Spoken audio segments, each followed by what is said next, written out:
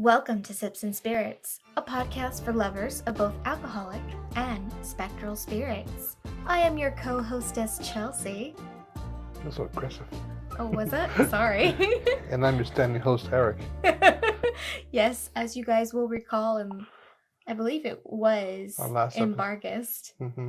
we were talking about how our chair was literally on its last leg. Yep. And so All right. Eric's standing at the bar, which is, realistic if you're going to a bar setting. So I actually like this view a lot better. yeah. It's more comfortable for me. Well, that's good. So we'll So- test this out. We'll just sit out. Let's see how long I can stay standing. And And whatnot. But I haven't had a chance to go around to try to fix the chair. So hopefully sooner than later. Mhm. But anyway, I'm your co-host, Eric. So a little disclaimer before we get started. We're not historians. Any facts and stories are presented from various sources. It will make no claims that these stories are true. We just want them to be spooky and interesting. yeah, so we are not mixologists.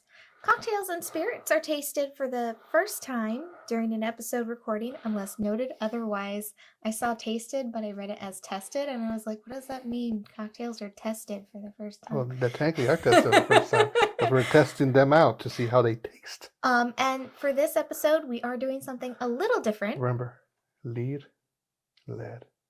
Yeah.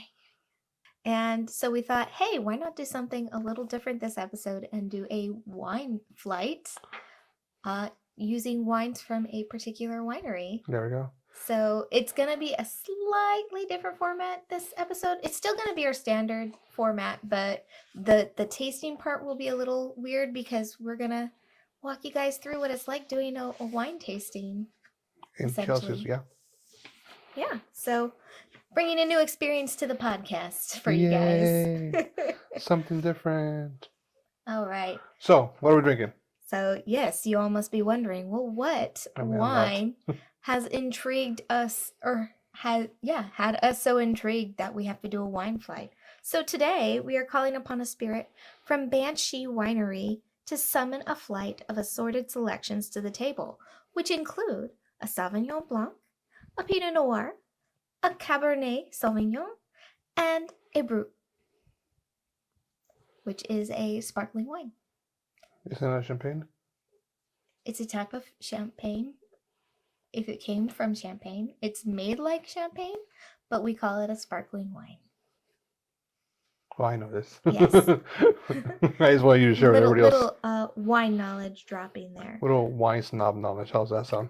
So, if you guys have been following along on our social media, you'll be getting the clues that this is what we are drinking. We found these wines at our local grocery store, so at Safeway. But we've also seen them at Save Mart. They do have them at Total Wine. Sometimes at Target too. And yes, so we've seen them in your standard grocery store places that carry wine, so you don't have to go and find a particular store. Now, this is a California-based wine, so it could be that we had no problem finding these wines everywhere because of where we're at. But it wouldn't hurt to take a look at it and take a peek inside your grocery store and see what you might find. Do they ship? Banshee? They do ship. Okay. I don't know what the restrictions are on that. Okay. So if you're familiar with your state's liquor shipping laws and you know what their wine, because wine and spirits have different shipping requirements, Yes. they may or may not ship to your state. You'll have to Mhm. check that yourself. But they do ship if you go onto their website. Okay. Yeah. Sounds good. So we're going to start off with Sauvignon Blanc. It's a white wine, and when you do a wine flight, you typically start with the lighter wines and work your way to the darker, heavier bodied wines. Okay. Yeah, so that's what we're going to do today. We're going to start with the Sauvignon Blanc, so go ahead and take that out. I know it's going to be noisy. I apologize for the ice noise. There we go. That Sauvignon actually Blanc. wasn't that bad. And we're not pouring full glasses because we do have 4 different wines to try tonight. Wait, I'm not? I'm kidding. And just for those curious, you notice we only have 4 glasses on the table. That's 2 and 2 for each of us. Although you can get fresh glasses, it kind of depends on your winery. Doing a flight where you don't rinse out your glasses in between or don't change Who knew out for a that? new glass Almost. is pretty it's standard, it's acceptable. There is no faux pas for doing white wine and then filling with red and then a darker red. You just want to make sure you don't go backwards. That's when you would need a new glass. I like to do my wines half white, half red. Oh man. Okay, Lori. I was like, what's her name? All right. So if you've got your glass poured out, your Sauvignon Blanc, go ahead and cheers. Oh, that was beautiful sounding. So a typical standard, which you drink wine however you want. There is no like, these are the rules and that's against them. But typically what a lot of sommeliers will recommend you do is you do a sniff, stir, sniff, stir, sip, for tasting a wine for the first time. So you get the nose is what they call it. You get to get the smell picked up, open up your palate to prepare, and you're going to end up hopefully being able to pick up on more. Now this also depends on what your taste buds and your olfactory senses are like. But a little bit about Banshee's Sauvignon Blanc is, this is taken from their website directly, a beautiful, balanced, dry but juicy Sauvignon Blanc that surprises at every sip. Grapes come from a combination of vineyards throughout Sonoma County. Nose of lemonade, citrus blossom, lychee, Okay.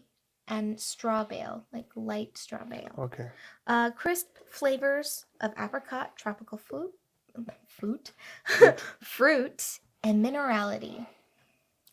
Okay. So almost kind of, it sounds like it's going to be a bit like stone fruity. Yeah, I get If that. that makes sense. That makes it. Yeah. After tasting, I'm like, okay, I'll let you have a Like taste the light first. color. I do. Oh, I didn't smell anything because I know. so I got the lychee smell, and then I'm getting like what they mean by straw bale. Okay, yeah. Drink. So that sounds weird, guys. Sorry. Takes forever for this girl to drink. We're just sampling it. Some wines will have an ammonia smell, which is just part of the earthy flavors you get that come from like the manure that the grapes were grown in. It doesn't mean the wine is bad, but some people will pick that up in their nosing, and I'm kind of getting that, and that's where I think they're saying like that light straw bale smell comes from. I like this though, it's very light. It's very light. I get a lot of the lychee flavor in it. Well, the lychee is just supposed to be like on the nose. In the flavor, I'm getting. Let's get a little bit of citrus. Not much tropical fruits in there. I feel like I'm getting more like the pit of the fruit. Yeah. Like I think about an apricot when you get close to the pit. Yeah. You know, and that's one thing that bugs me about wine explanations. They say tropical fruit, and when I think tropical fruit, I think tropical flavors, like pineapples, oranges, kind of thing, like a tropical punch. I never had a wine that way that tastes like that before. I've had a Moscato that tasted like that, but it was too sweet for me. I haven't had it. Not a Moscato fan, but it's not bad. If you're a white wine drinker, I can see this and be enjoyed. This would be great for the summer. This is great for summer. My mom will like it a lot. Yeah, see, like, so for me, a Sauvignon Blanc is a go-to when it's hot, because I'm not a rosé fan, and I'm very picky about my Chardonnays. Not bad though. Not my. This isn't going to be my go-to. No. But we should have had disclaimer at the beginning. Eric and I tend to prefer red wines, and not just any red wines, like heavier bodied red wines. So not cabs, usually a Pinot Noir fan. Like Merlot. Selective with. Or Merlots. I was gonna say with like Sangioveses. Depends on how the blend where That's it true. leans. I enjoy Merlots. Merlot's a little too jammy for me sometimes. But I do like Merlots. I do enjoy Sangioveses though. We love I can't say we love. I love Zinfandels Zinfandels. a lot. But definitely cabs are my go-to. Like if someone was like, "Hey, you want the wine?" I'd be like, "Is it a cab?" And like I wouldn't ask if it's a cab, but I'll drink it kind of thing. I'll drink what you serve me kind of thing. But if I'm buying wine for myself, usually I go for cabs or Malbecs. Oh, Malbecs. Yeah, Malbec's good. Malbecs good. Every time I go to the wine, I see the Malbec, I'm like, I want to go find something there. So But I feel anyway, like overall, if I was to scale out of 10, I'll give this like a 6 or 7 kind of thing. Like I said, this is a great summer wine to bring out to the pool, share with friends kind of thing. You start your day. I would give this a 7. Yeah. Yeah. But it's like a low 7. Yeah, I mean, that's a kind of thing. Yeah. This is the This first would be thing. great with some like white sauce pizza Oh yeah, or like some seafood. th- On this like the great white at this BJ's. would be This would be this would good be with great for that. this would be great with any white sauce for sure. Well, this is when BJ's used to do the white sauce. For some reason, they've been doing it with the red sauce. So. This would be do with a light season or a sauced seafood. Like the way you season your seafood, I would not do this with it. Right. No, it would have to be like a creamy. I feel like Yeah. a creamy food. Or like a cheese, mac and cheese Like with that pizza that you got last time with the white sauce. This one mac and cheese is pretty good actually. Oh yeah. The Costco mac and cheese we got. Or even like you had some mac and cheese with some shrimp in it. There we go. Dinner plans. Yep. Who wants to come over for dinner? Okay. You ready for the next one? You can talk while I pour. Yes, and please give me half of what you poured for the Sauvignon Blanc. Oh my God. Well, I am not a big Pinot fan, honestly. It is my least favorite wine. It might wine. surprise you. There have been a couple Pinots that have surprised me, I'm not going to lie, but I don't like them, and everybody loves them. And that's because they're very great middle ground red wines that are going to satisfy quite a few palates. That color is beautiful. It is beautiful. I love it. Oh, wow. And so for Banshee, Pinot Noirs are where they started, and it is what their specialty is. There was one we were really trying to find, but without having to go to the tasting room, it wasn't going to happen by the time we wanted to record this episode. They have a Pinot Noir. It's like their special one, and it's called the Mordecai. Mordecai. I really wanted to find it, but... Well, next time we go to the Sonoma County area, we should check them out. And be like, hey, we did an episode on you guys. So, their Pinot Noir... Before you continue on. Yes. 99% of the time I've had wine. Retail wine versus actual wine from the distillery. The winery? Yeah. Winery tastes a lot different. So what they pour you there versus what you can buy regularly is very different. Well, because they're typically pouring you not what you can find on the shelves, because they want to show you so much more of what they can do. But what they're putting out on the mass market is just going to be more consumer friendly. Well, where did we go? Did we go like, oh, we don't really like this wine, but then we went there and they're like, that's actually pretty good. Do you remember? I don't. Okay, but yeah. But So I know what you're talking about. I would say, I remember if you tried these wines before because you were curious and you were like, hey, I'm okay, give their winery a try.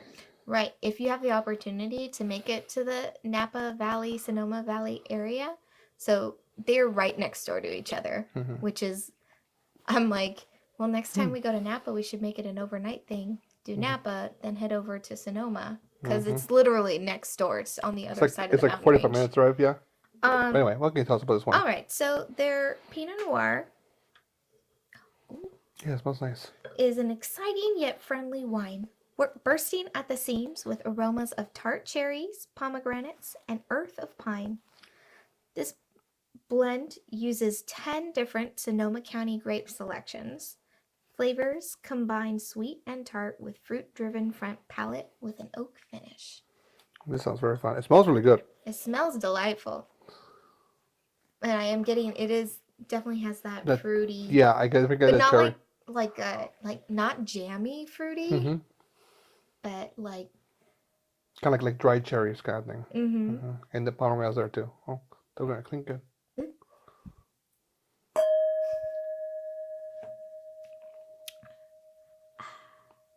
Give it to stop bringing. That's really nice. Oh, this is a great chicken wine. This is a great share with friends who don't drink wine. So you start your evening with your day with this, hanging out, a picnic. You come home, this is the first thing you pour. It's not bad. It's very easy to do on the palate, very light. So here's the thing with wines. Personally, wines to me, they dry me out. I don't drink wines because I'm like, ooh, it's refreshing and enjoy it. If I want to do that, I'll drink water, I'll drink a soda, I'll drink a cocktail. Wines are to enhance the flavor of what I'm eating. Okay, so this is a very nice light wine. This would be great with some nuts, an appetizer wine. This would be good for that. You have some like cured meats, some cheese, some nuts kind of thing. This is like what you do, like, okay, we just spend the whole day out hanging out. Let's relax, pour some glasses, talk a little bit while we get our dinner going, kind of thing. Oh, and I do want to point out, so I actually have quite a few notes for Banshee. And one of the things is with all their wines, so it's hard to find. You have to specifically look up. When you go on their website, they have a little search tab. So tap the search tab instead of going to our wines. Because you go to their wines page and it takes you to where you can buy it. Okay. Instead of telling you about what wines they have. But you go to their little search bar instead and you know what wine you're looking for. You type in the name of it, it pulls up the page for it. And on that page, they actually give like food pairing suggestions. Ooh, cool. And they talk about what the blends were or where the grapes came from. They really go into a lot of details. So if you're all about that, and we've talked about that before with some other like whiskey distilleries who get into detail about those things. If you find that fascinating, definitely search up the specific wine that you're trying from them, and it's got all that information. Like I said, food pairings, what the grapes were, what their goal was with the wine, what their blend concentration was, or what the grape selection was. It's very cool. So I like when sites do that because that's not for everybody, but if you are like a more nerdy side of the spirits drinking, it's always a fun thing to stumble across. At least for me, what I like about that is it gives me a starting point. Going, okay, let's say have this with like, let's not this specifically, but they go like, hey, have our wine with some cocktail shrimp. Kind of thing. Okay, and I go, okay, I taste it together. Okay, I get the commission. Now I can modify to things that are all things that I like. And be like, okay, let's do it with this. What kind of cheeses? What kind of meats? Right. I like it because it helps you learn a little bit more because not all of us have the luxury to go to som school. No. And also, like, when you have wine with food, it changes the flavor of everything. Oh, yeah. Kind of thing. I mean, even the food will change the flavor of the wine. Yeah. Kind of thing. So, it's not bad. I do definitely, I like this better than the Sauvignon Blanc. If I were to buy it for drinking purposes, I'll try to buy the Pinot over the Sauvignon Blanc. I feel like we should have set up a spit bucket. Why? We'll just, so we don't hold up. I'm not drinking as fast as you are. I don't necessarily want to wake up with a hangover tomorrow. Don't chug wine. No, I don't want to do that either. I'm going to do a smaller pour for the cab. Yeah, let's do smaller pours and then we can pour more of something later if we want more of it. Now that we're halfway through. I know, right? We're halfway through, guys. Yeah, we're what? 20 minutes and we're still only halfway through. I know. It's okay. My story is short. Oh, okay. So it's not a long story. So I'm just filling you up with wine facts today. Wine tasting wine experiences. Napa Valley and Sonoma County are not the only wine countries or wine areas in California. California has a lot of wine sections. A lot of wine country. If you guys ever get a chance to watch the movie Bottle Shock. Ah, yes. Very fun movie on how United States pretty much got put in the map of wines. Most of California and Napa County. Yes. But it's very fun. There's, I still want to go back to it. There's a wine that they pair with guacamole. Like Chardonnay. A Chardonnay with paired with guacamole, and I want to try it. It's good. I've tried it. You have? Yeah. Have you tried guacamole? Guacamole with the Chardonnay? Yeah. Yeah. Oh, dang. It's mind blowing. So you wouldn't think. It's so good. No, and one of our favorite, this sounds so pretentious, Pretentious. what I'm about to say. One of our favorite sommeliers, Mhm. Mary, at Castello di Amorosa. We love you, Mary. So it's nice glass are from. um, we got to do a really fun food and wine pairing tasting with her. And due to COVID, unfortunately, Castello had to close that. But we were having this great conversation with her because we've just been fans of the castle for so long. And she was telling us about this movie. And we ended up watching it the next day because we're like, okay, if Mary's suggesting it. And she was talking about just the different foods that they're introducing. And in this movie, like combining food pairings with the wines. And it's really fascinating. So, No. and it's all about the Judgment of Paris, which is this very famous wine pairing competition that happened, pretty much, which put not just California wines, but the rest of the world's Hmm. wines on the map because California wines beat French wines in a blind tasting competition, which was really, really cool. And we've been to both wineries that won that competition, Also, and they were so good. that was back. I forget what the year was on that. At the 70s, I I think think it was 76. I something want to like, say 76. something like that. They've done that. The judgment. I Yeah, think they did what do you call reunion a reunion they did a secondary one like in 20 years I think in like later. the 2000s, Yeah, and California still yeah, came pretty on top. and the American wine still Still on, won. yeah. So it wasn't like a fluke kind of thing, Like and unless Because at the time, so at the time in the 70s, all right, um Paris was the wine king.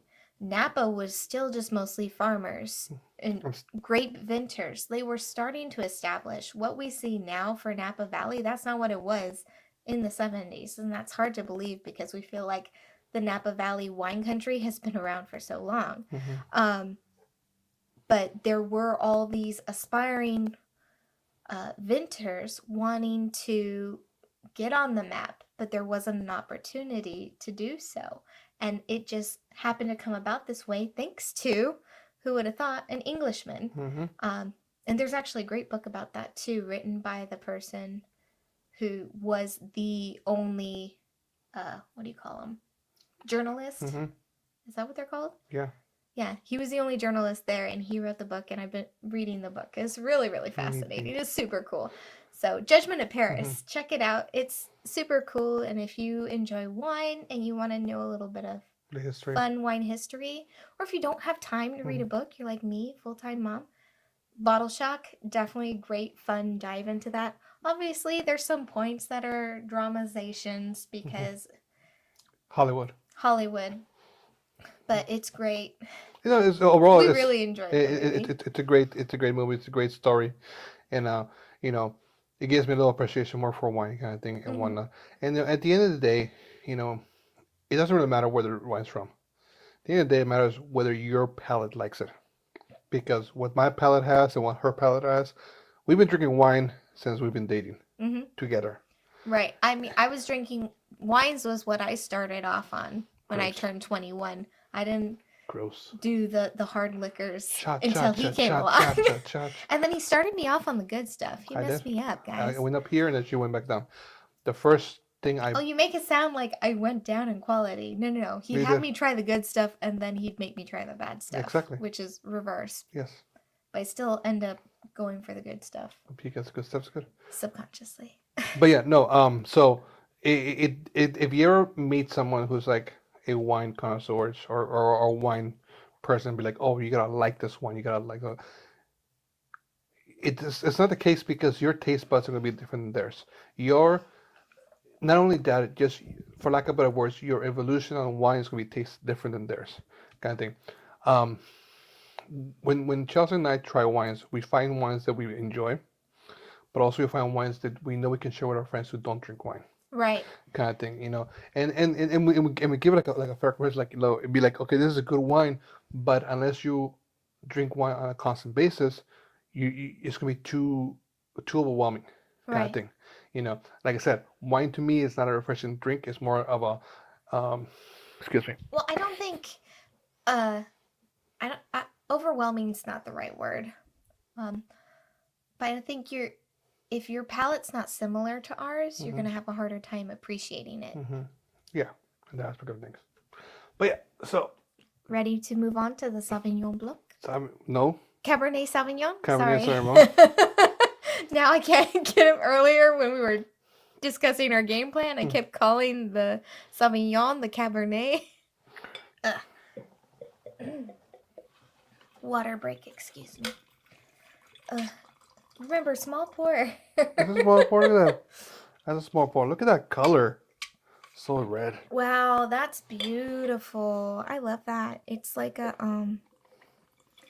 like if you mix cranberry juice and pomegranate juice, it's that beautiful dark burgundy red. Hmm. What can you tell us about I was like, oh, burgundy. Burgundy? All right. So the Cabernet Sauvignon, this approachable medium body cab has densely layered flavors of dark plums, forest floor, and spice. Grapes from this wine grew where season temperatures are warmer during the day with cooler coastal nights. Aromas of ripe fig, cassis, vanilla, cassis, I think it's a spice. It popped up in McQueen too. Okay. And I think it's a type of spice or herb. We haven't actually looked it up. Shame on us. So ripe fig, cassis, vanilla, and hints of pine and peppercorn. This wine plays very nicely with beef burgers, balsamic lamb shank, or grilled short ribs. I was gonna make burgers tonight. It makes me so hungry. You know what? Save this. We're gonna make burgers tomorrow when I come home. Yeah, we're gonna have to cork these. And here's another thing. Oh, this color is beautiful.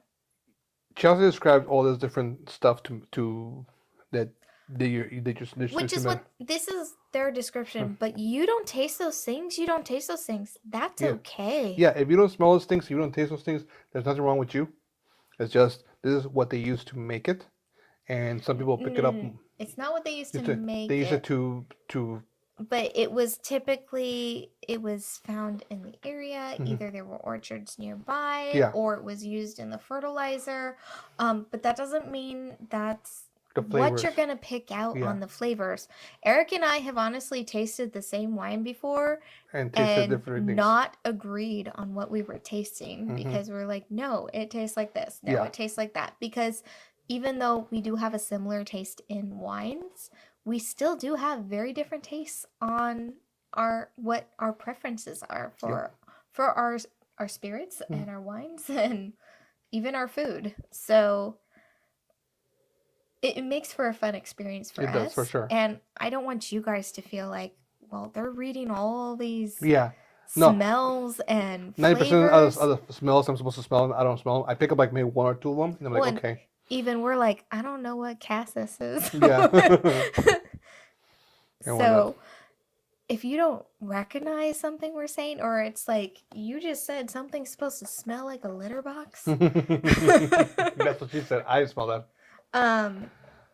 Or like forest floor. What is forest floor supposed to taste like, Chelsea? Like, have you gone and just eaten the leaf litter just go down off Yosemite? Just start to get some mushrooms. Okay, let's taste bad boy. Cheers. Oh. Can I wait till it stop ringing? I can smell it while it's ringing. Look at the legs. See? Okay. I was gonna say it's not cinnamon, but it's like I get a spicy, and it's like, oh, they said it was gonna be a spice on the nose. Oh.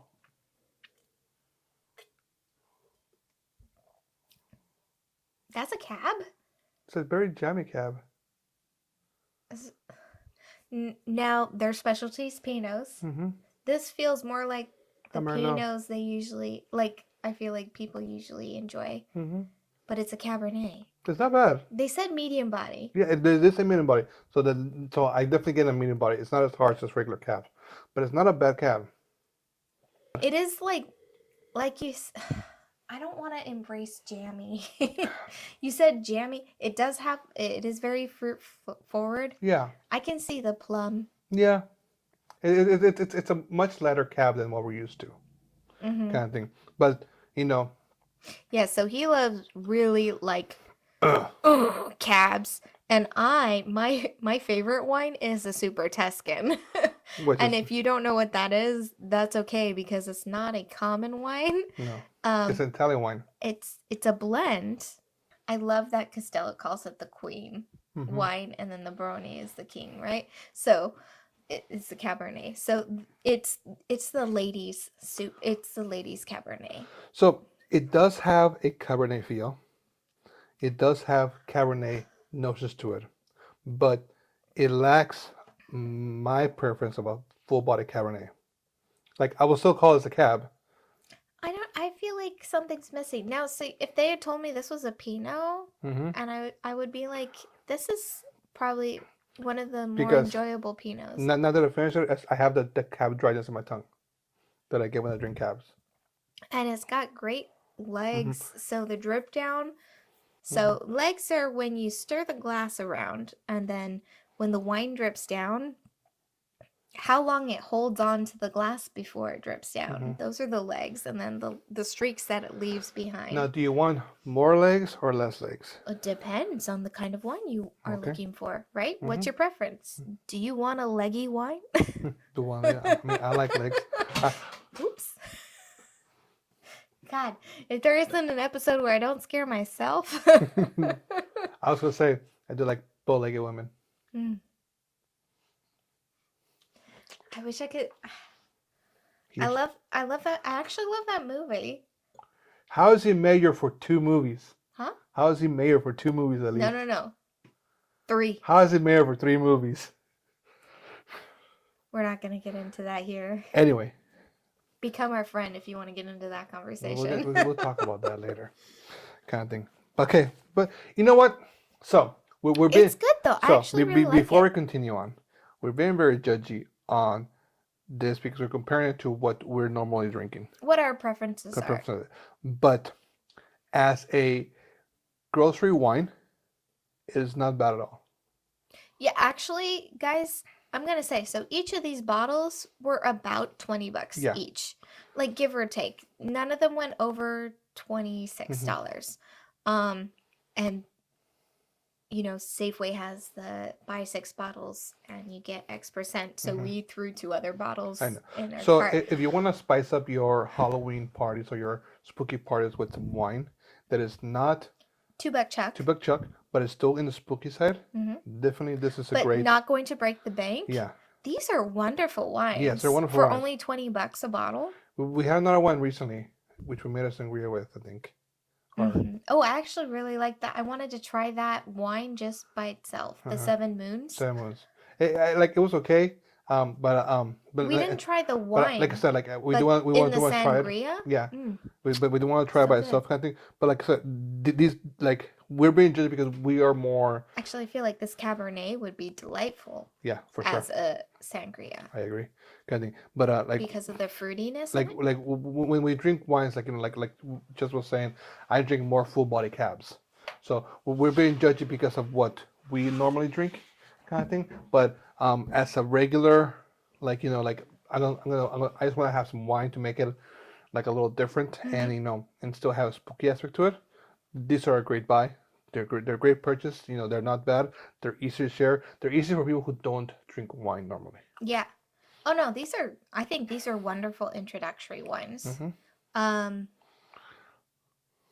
There was something I was going to say on what you were saying, but I lost it. Okay, while you think about it, I'm going to open the brute. Yeah. Okay. And hopefully I'll Do you need a towel or Why? you want to use my skirt so the cork doesn't pop off? Hit you in the face? I prefer you didn't.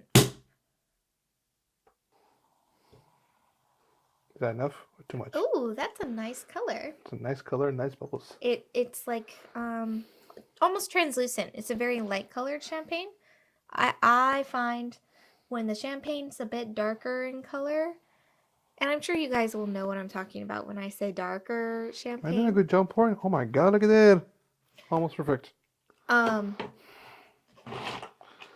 I have found when the champagne is closer to a clear color versus a darker color, Huh. I prefer What it does that better. mean? What, Banshee? No. So it says, so we talked about this before about corking on the different bottles. Branding on the corks. Yes. So we have the Banshee logo on top. Very Yep. lovely. We have the Banshee right Name. here, there. And then inside the cork, where it was inside the bottle, it's the 10 of cups. Yes. Why is You that? ready for that? Yeah, I'm ready for that. All right. So, and this is my favorite one. Your favorite one. Favorite description, I should Okay. say. All right. So, reading the tarot doesn't predict the future. It just helps you see more clearly. When the deck shows you the 10 of cups, it symbolizes harmony, joy, and abundance. Everything we saw in the cards for this bubbly.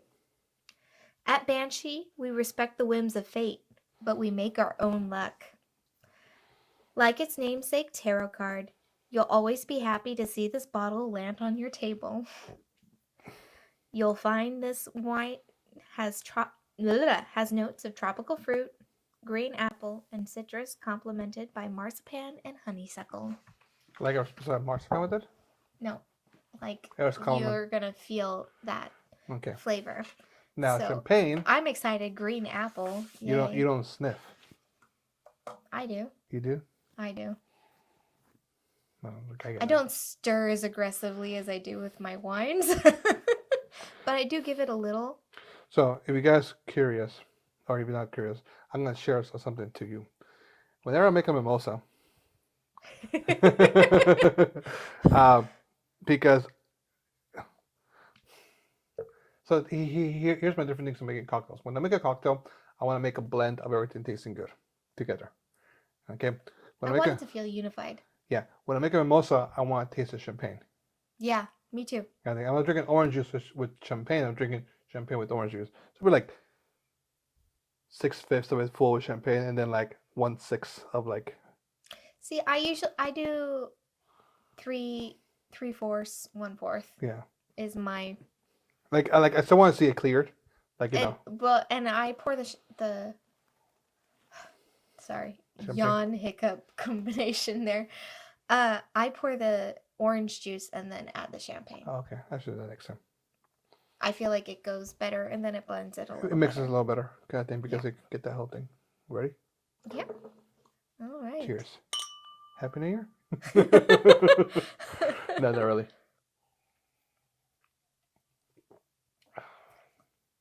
Ooh. That's delightful. So this is called the 10 of Cups, the champagne. It's a brut 10 of Cups. If you look at the label, it does say 10 of Cups on there. It does say 10 of Cups. Okay. So. He's like, why does it say 10 of Cups on the cork? I was like, you didn't look at the bottle. I did not. No, that was your job. So. Disclaimer: I don't really like champagne.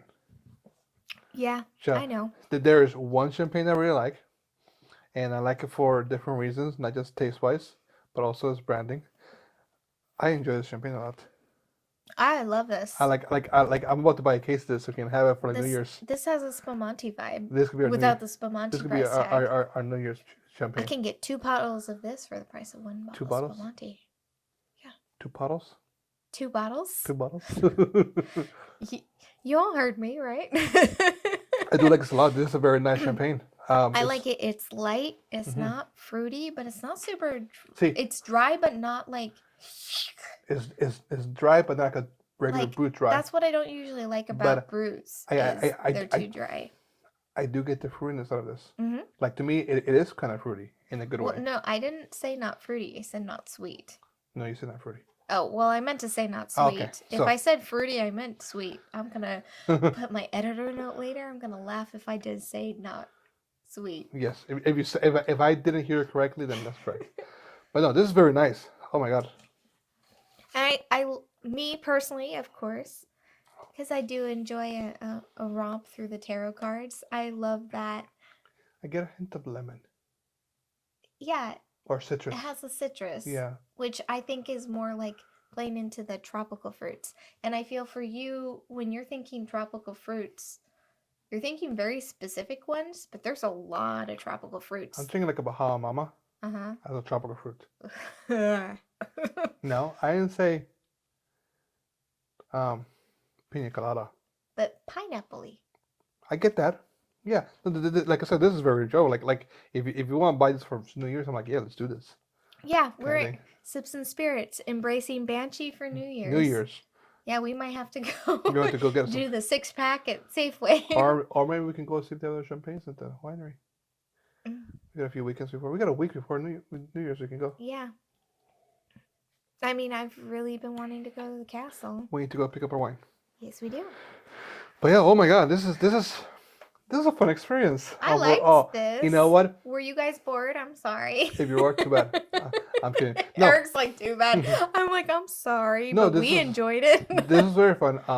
It's a different aspect of doing things. You know, we've This talked. is like what we've done with our lives. Yes. If you guys have gotten a chance to experience the lives where we do we try their different varietals. Mhm.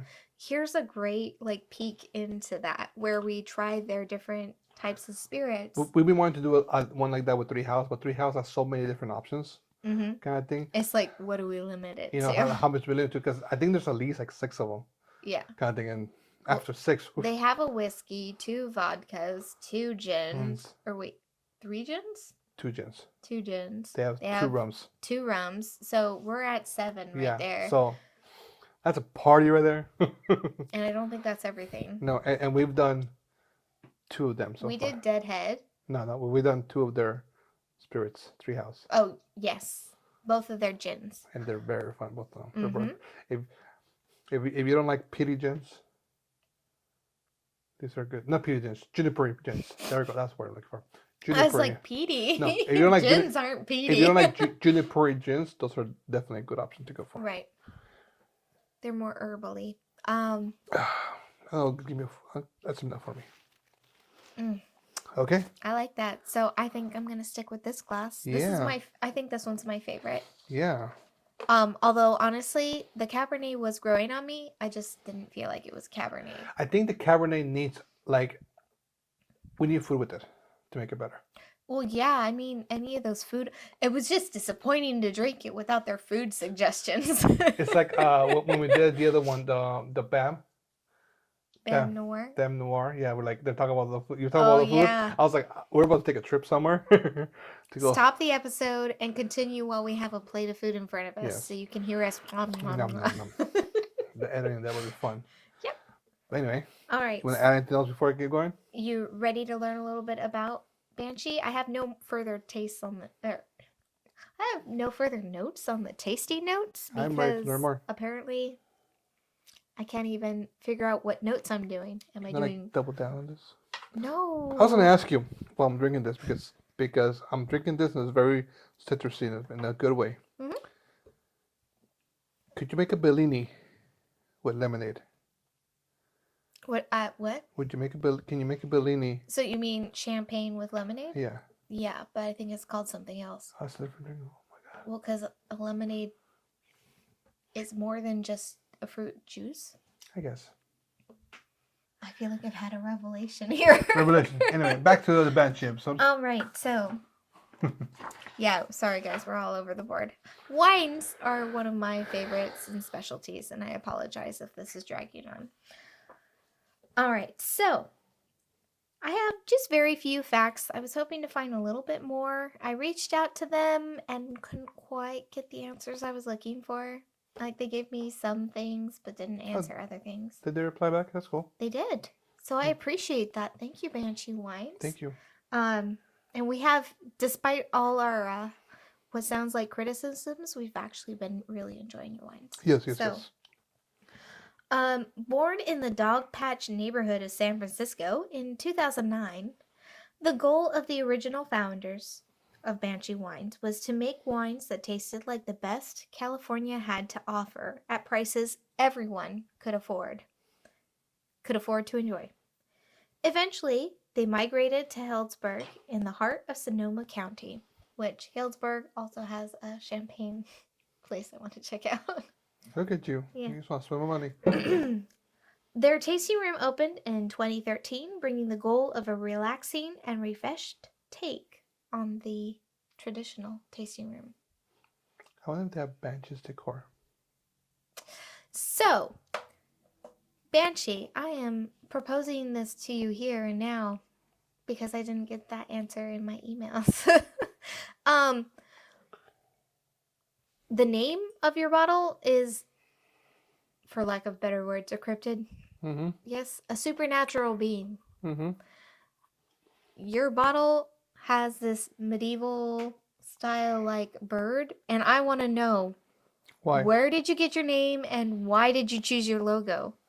If you guys want to tell me, or you want to say, hey, we'll tell you if you'll come to our tasting room, we will go to your tasting room. I mean, we're still going to this room regardless. But I want to know. Or you need to prepare your staff to have these answers for me when we arrive because I really want to know.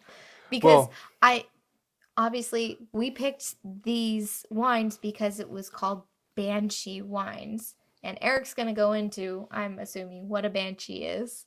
A little bit, yes. But as a prerequisite, I want to say prerequisite, but that's not correct.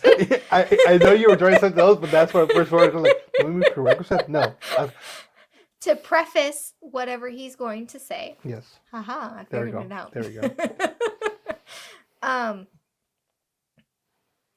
If you don't know what a banshee is, because you didn't grow up with Irish stuff in your life. Okay. Yeah. At least from what I know, a banshee is a wailing spirit of Irish folklore. So I saw the name. I was like, oh, Banshee, that's supernatural. And it's got a very interesting, like, medieval bird cockatrice looking thing on it. Mm-hmm. Let us know what it means. So I want to know why this interesting medieval bird and why the name Banshee. I got to know. It's like this unsolved mystery I was really hoping they would have on their website, and they didn't. But that's it I have for Banshee. I have some info about their wines and then just minor, simple history. Maybe they're saving it for the tasting room because they want people to go to the tasting room. And that's it for me. Okay. Like I'm resting my boobs on the table. Are you ready for a Would You Rather? Oh, yeah. That's the thing. So, I'm going to preface this Would You Rather that there's no winning side to this. The winning. When is there ever a winning side on Would You Rather? Whichever one I pick, so is the winning side. Because I'm top of the food chain. Are you saying you can't decide in this Would You Rather? I can't decide. Oh, okay. So if there isn't a side Eric picks, there is no winning side. But if it's not the side Eric picks, that's the losing side.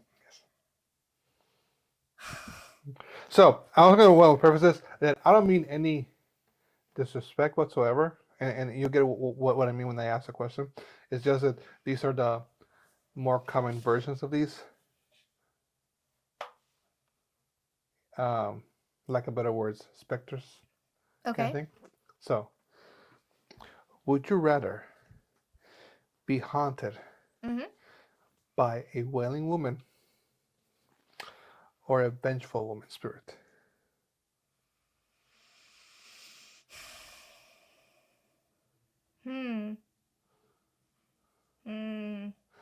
I'm like, why would the vengeful woman go after me? Because I'm a woman. So usually most vengeful women spirits are going after men. Well, not necessarily. I said usually. I didn't say always. I said usually. You just say usually, but I don't think even usually is the right terminology. Okay, name an instance where a vengeful woman is going after, a vengeful woman spirit is going after a woman. Well, a vengeful woman spirit will go after, let's say, for example, lack of better words, blonde women because a blonde woman took her man away. But I haven't heard any stories of that. There's some stories of that.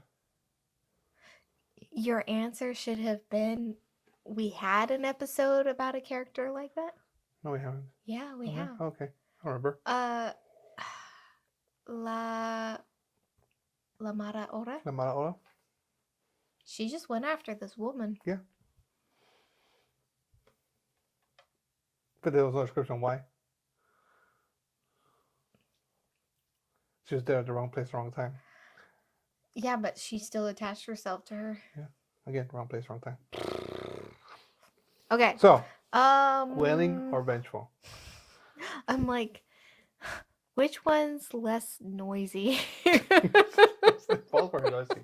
Exactly. What about that Japanese spirit? The one that asked you, "Am I beautiful?" That one. I was like No. I know you're talking about. Hachishaku-sama. Yes, but that one's a vengeful spirit, where you say you're beautiful. Mm-hmm. If you answer yes. Yeah, but she only goes after little boys. No. It goes after men. She goes after men. Okay, the one you mentioned that goes after men. Hachishaku. The smiling beautiful, one. Yeah, the grinning woman Goes after both men and women. Yeah, but that's like that's a short. Maybe.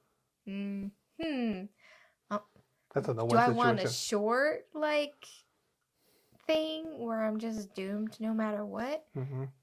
Short haunting, or just be driven mad by the wailing? Yeah, I think maybe let's make this short and sweet, baby. Proceed, vengeful woman.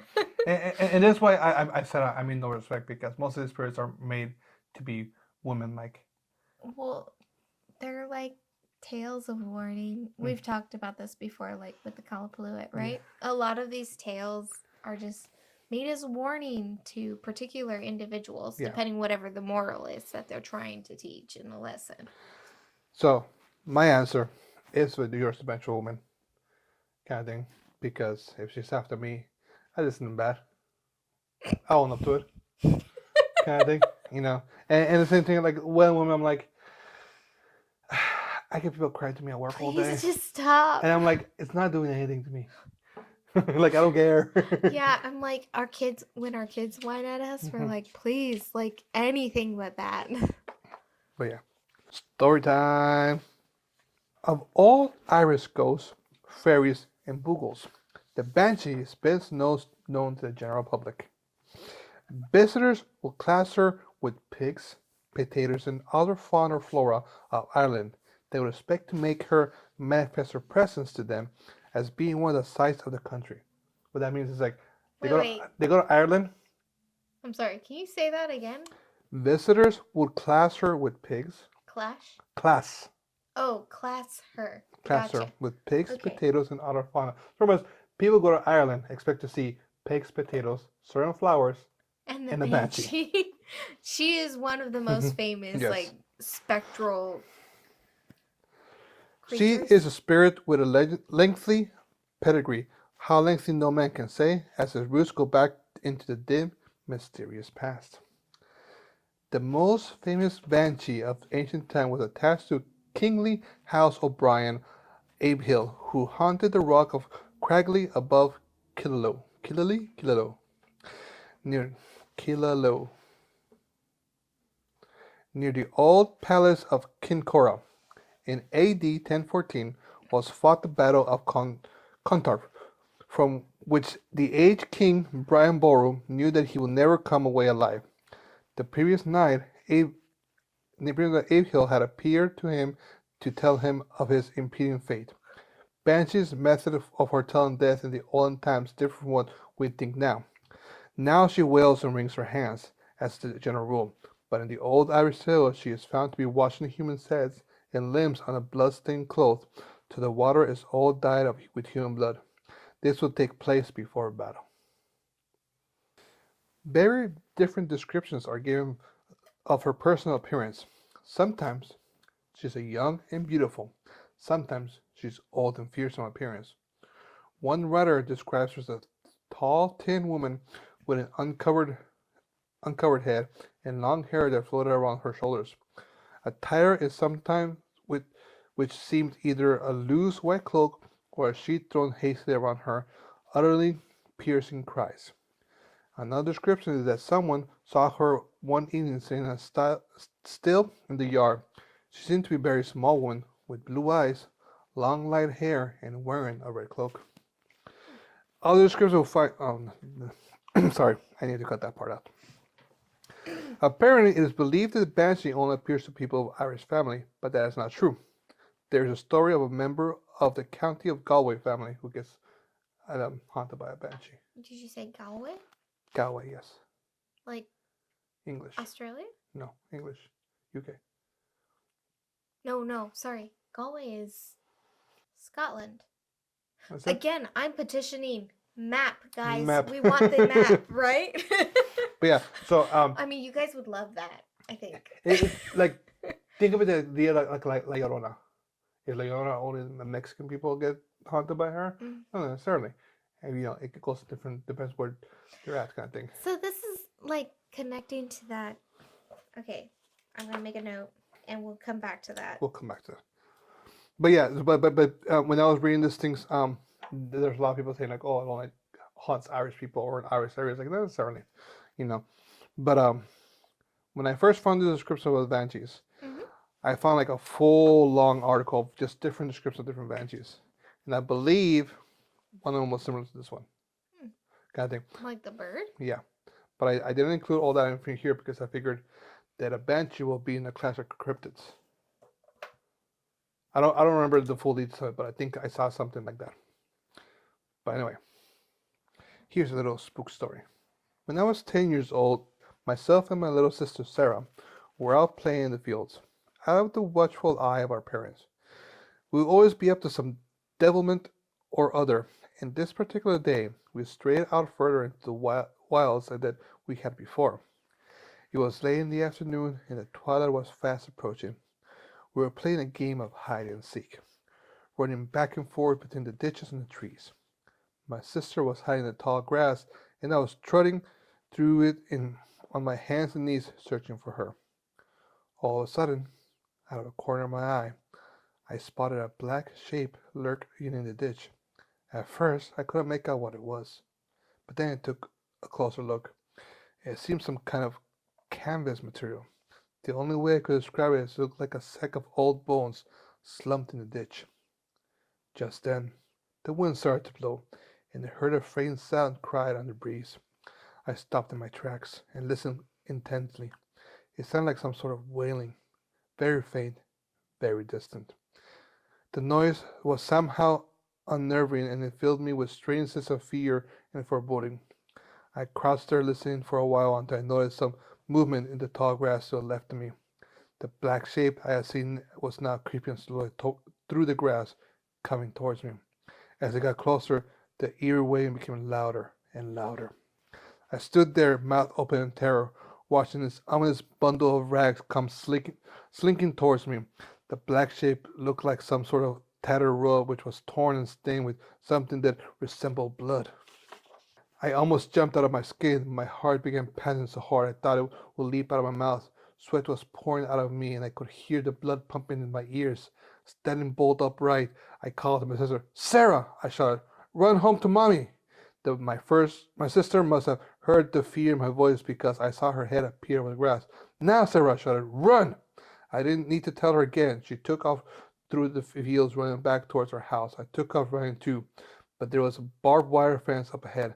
I looked to my left and saw a black bundle speeding up. It seemed to be trying to overtake me and cut off my only route of escape. I ran like the wind. I ran as fast as I could, and the thing still kept pace with me. Fear was creeping up my spine like a sack full of spiders.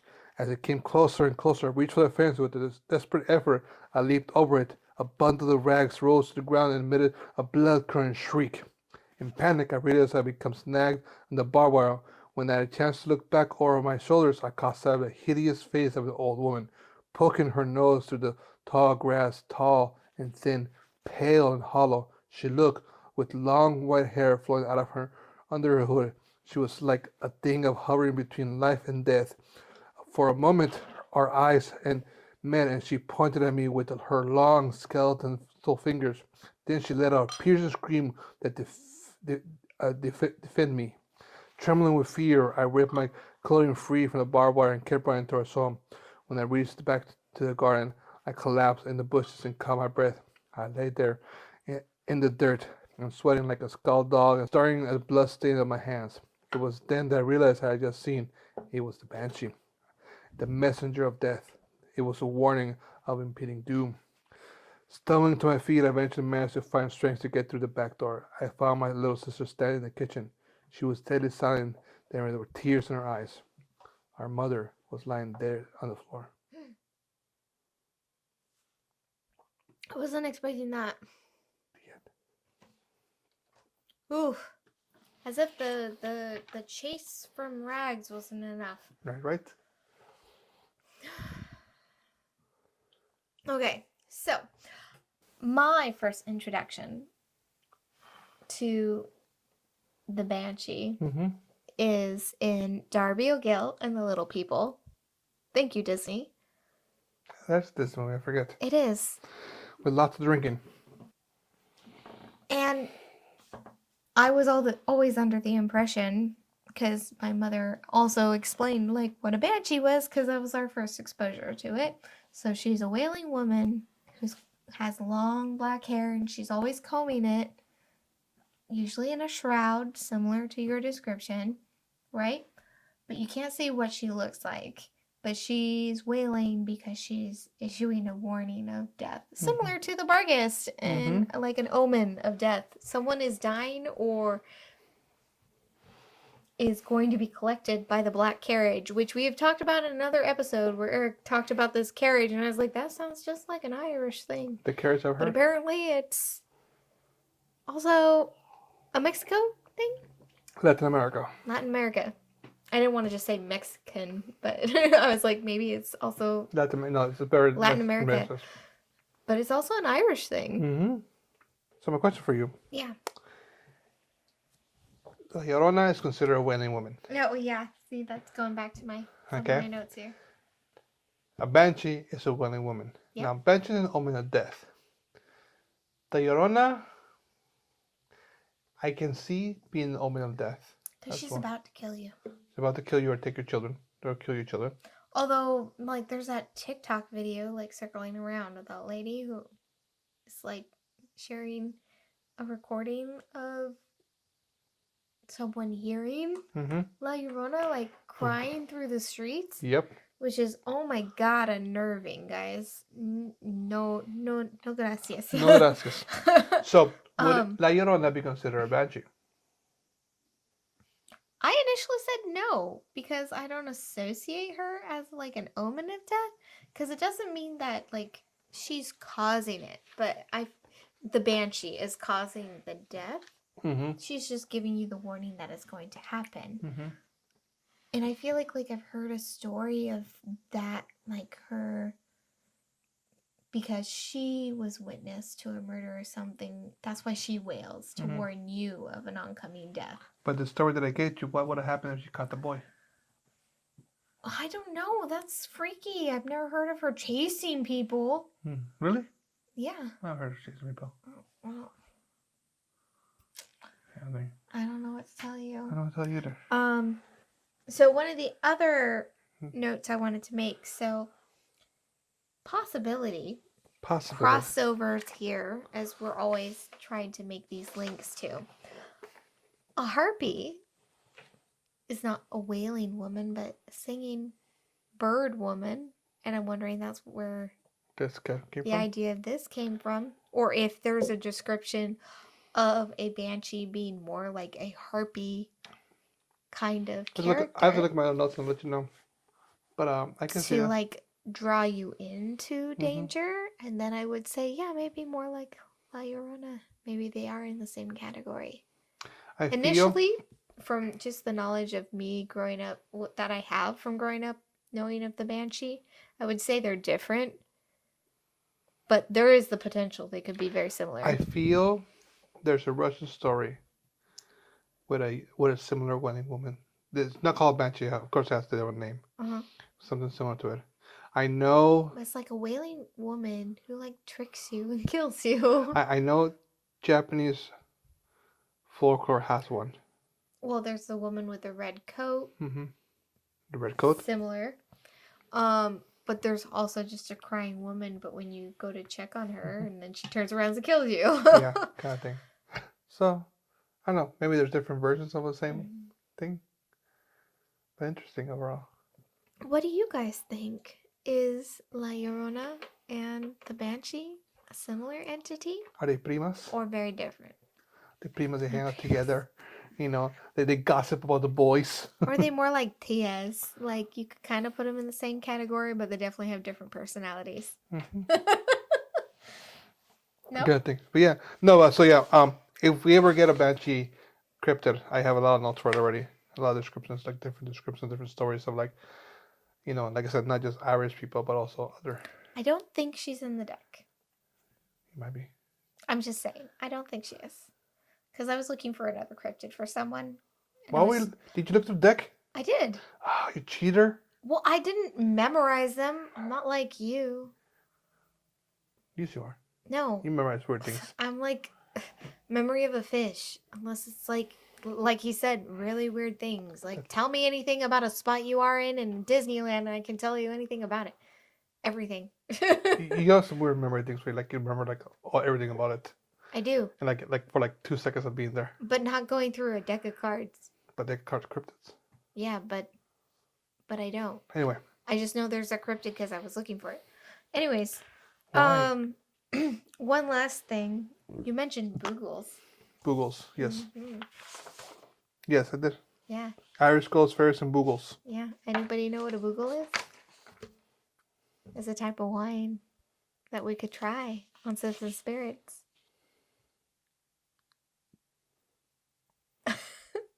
Boogle Vineyards? Okay, yeah, but what's boogle?